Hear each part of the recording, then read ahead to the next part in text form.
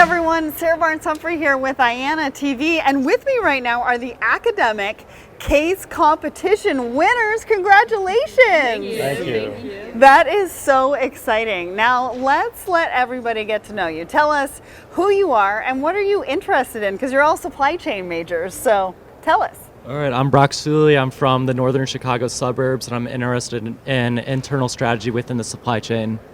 Yes, and I'm Lizzie Schuler. I'm interested within demand planning, and I'm from Knoxville, Tennessee. Nice. I'm Jaron Bassell. I'm from just south of Nashville, Murfreesboro. Go Blue Raiders. I'm supposed to say go Vols, don't I? But I've loved the rail industry ever since I was a little child, and I guess I've never outgrown it. Love that.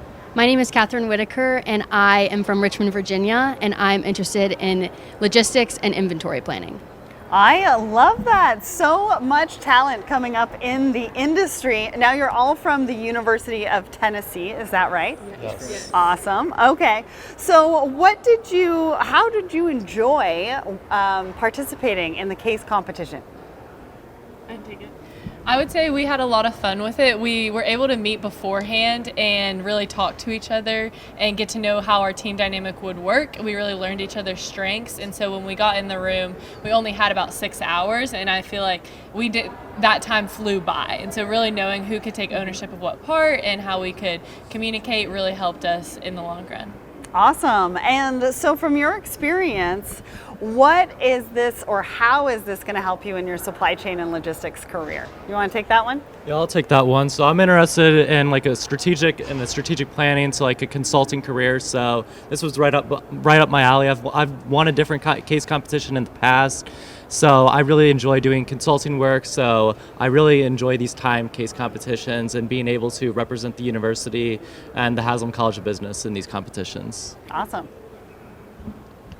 I also think that this helps us a lot with working as a team. We had never met each other before this experience, before practicing earlier this month, or last month, I guess. And so I really am glad that we were able to practice a couple times with a couple of Larry's cases in the past. And I think it was important that we all knew each other's strengths and weaknesses as a team, because we all weren't bringing the same thing to the table, and I think that's very important to capitalize on.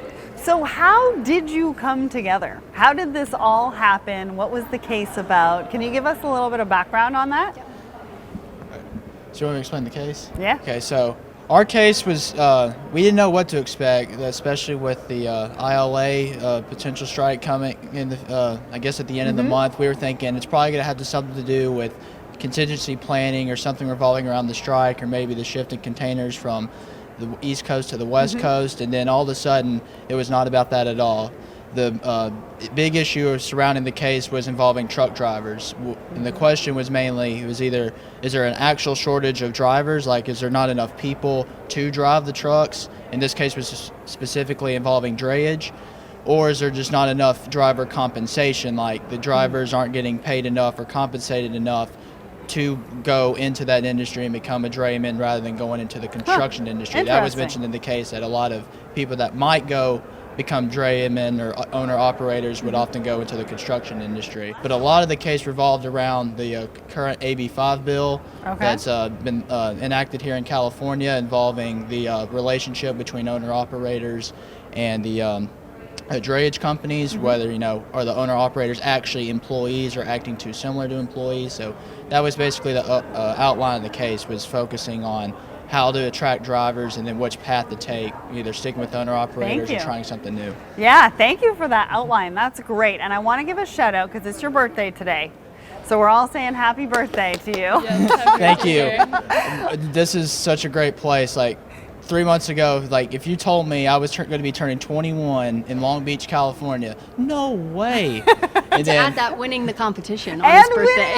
And on top of that, and getting to learn that we won on my birthday. So this has been such an honor, such a privilege, and I will never forget this. I'm so grateful to God, grateful to these guys too. They were amazing. Awesome. Well, I want to ask you, what was one of your biggest takeaways after hearing the outline and understanding the case a little bit more? What was one of your biggest takeaways? I would say It's really cool to work as a team. You do a lot of team projects within school, but you have maybe a whole semester. But to have 6 hours and have to come to a conclusion, a lot of times when we met opposition or maybe disagreed, that's when I feel like our best answers would be, we were able to come up with our best answer and come up with our end model.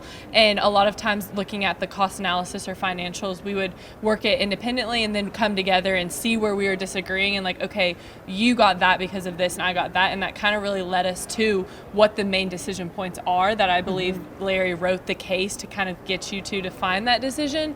So I say my takeaway is learning how to disagree with one another to come up with the best answer. And further, also be creative. And we were a little nervous with what we came up. We came up with this probability model, and Brock had experience in consulting, and he was like, this isn't like traditional. And we were like, okay, but no one else will have it. Like, let's do it. And so just being able to take that risk and work together and come behind an idea we were genuinely excited about and believed in, I feel like is my main takeaway. That is really cool. And some of the best innovation actually comes from uncomfortable conversations, right? I love that. So what would you share with the future students that are, looking to participate in one of these? Definitely don't be nervous. Everybody's gonna be nervous, so it's hard to say don't be nervous, but everybody is really just looking forward to hearing what your solution is, even if it's the same as another team. They really want to see how you're presenting it, how you're relaying that information, and also just have fun while doing it. It's a really cool experience. It's a cool area. I think we can all agree Long Beach is a very cool area to be in, even though it's like 100 degrees outside. It certainly feels like that. But just have fun while doing it and be unique with your own solution. So just be unique, be yourself. I love that. What are your career aspirations? Being from Richmond, there's been a lot of, talk with where I've been from and who people that are from the area and started their career there. And so I am really interested in just working on the more BCO side of supply chain and maybe just logistics rather than transportation companies themselves, working with the BCO, bigger companies like maybe Clorox or Kellogg's or even somewhere in Richmond like Performance Food Group. I have a huge interest in the food industry. I'm really interested in it. So that is complex. Yes, and I really enjoyed it. That's where my internship was back at home. So I just really enjoy working in the logistics aspect of supply chain. Awesome. What about you? Like I previously stated, I love the rail industry. Even as a little kid, you think of the little kid that loves the Thomas and Friends, and then he goes out the tracks and waves at all the trains going by. I was that kid.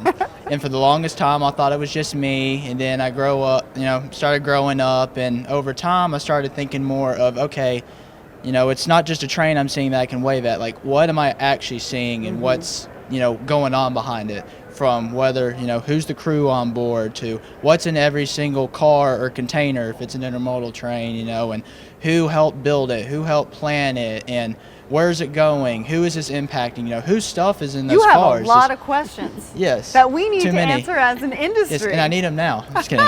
But just pondering those thoughts, and of course they're not just laid out on a spreadsheet online somewhere, so it's like, what can I do, someday to not only just learn those questions maybe from a nerdy side, but like what can I take either my individual skills and knowledge and, maybe I bring something different to the table, like with this case, maybe I have a different perspective, or I can use my passion at least to, come up with new ideas or come up with new solutions or to make it better or to push for new things.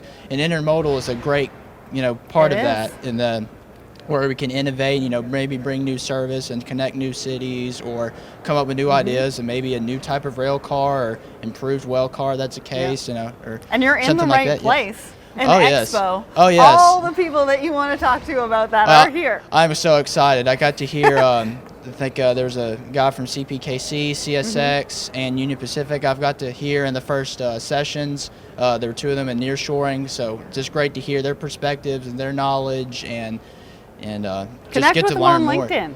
Oh yes. With them on LinkedIn. But I can't wait to talk to them. I can't wait to talk to some of the people downstairs at the expo and just get my name out there. And even if I can just come out with learning something more and a new perspective, and I can just ponder on that and just take it forward. I have no idea what God has in store for me. So just we'll just go where he takes me and Cool. learn some things So- along the way. How has Expo been for you? I think it's probably your first time here, right? Yes, it is. First time in Long Beach. And so it's been really awesome to be able to listen to the different panels and meet different vendors out here at the exhibits. I actually have taken a full-time role with Bridgestone in Nashville, so back home in Tennessee, Cool, and looking yeah. at their rotational program. But it's really cool to see how everything comes together here. You have your transportation and all the different providers, and that's what you need to make anything in the world run and to make these industry companies. Right. So been really interesting. Yeah, well, and I think that being at Expo, you can see who's out there and where your career can go and what all the opportunities are. So what has Expo been like for you? Did you meet who you wanted to meet? Seeing the expo downstairs has been a really cool experience for me. This past January, I was able to go to the NRF Expo. It's called the Big Show in New York. Yeah. So it gave me a cool reminder of that, and being able to attend these sessions and hear the panelists, specifically the risk mitigation one and also the one moderated by our wonderful coach, Dr. Meyer. He did a really nice job talking about the shoring business and the different rails. So that was really cool to see. And then networking with Union Pacific with Jaron was a really nice opportunity. Awesome. Well, once again, congratulations. I want to show everybody the certificate that they won today. So congratulations and thank you so much for coming on IANA TV.